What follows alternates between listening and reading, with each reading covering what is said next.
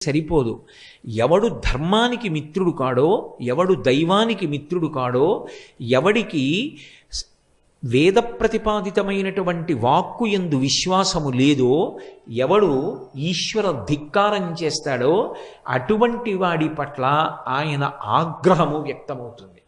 ఎవడు ధర్మమునందు అనురక్తి కలిగిన వాడై ఉంటాడో, ఎవడు భగవంతునికి దాసానదాసుడై భక్తుడై ఉంటాడో అటువంటి వాడి పట్ల ఆయన అనుగ్రహ ప్రసరణం జరుగుతుంది. ప్రత్యేకంగా హనుమదుపాసన చెయ్యవలసిన అవసరం లేదు. హనుమని ఉపాసన చేస్తేనే ఆయన అనుగ్రహం కలుగుతుంది అనుకోక్కర్లేదు. ఆయన యొక్క అనుగ్రహ విశేషంలో ఇదొక లక్షణం.